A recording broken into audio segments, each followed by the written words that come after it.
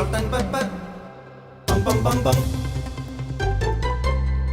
Salt and പെപ്പറിൽ ഇന്ന് നമ്മൾ പരിചയപ്പെടുന്ന വിഭവമാണ് ചുട്ടമീൻ. തീർത്തും അറബിക് വിഭവമായ ഈ ചുട്ടമീൻ ഇപ്പോൾ കേരളക്കരയിലും പ്രശസ്തി ആർജിക്കുകയാണ്. നമുക്ക് ഇഷ്ടമായ ഏതു മീനും ചുട്ടു തിന്നാം ഒരൊറ്റ മസാലക്കൂട്ടിലൂടെ. അപ്പോൾ പരിചയപ്പെട്ടാലോ? ഇതിനാവശ്യമായ ഇൻഗ്രീഡിയൻസ്: ഉപ്പ് ആവശ്യത്തിന്, വെളിച്ചെണ്ണ 200 ഗ്രാം, ജീരകപ്പൊടി 1 spoon, black pepper 3 tablespoon, Arabic masala 3 spoon, വെളുത്തുള്ളി 100 ഗ്രാം, ചെറിയ ഉള്ളി 100 ഗ്രാം, നാരങ്ങ 4 എണ്ണം, പച്ചമുളക് 100 ഗ്രാം, ഇഞ്ചി 100 ഗ്രാം, മാസ്റ്റർഡ് പേസ്റ്റ് 100 ഗ്രാം, തക്കാളി 2 എണ്ണം.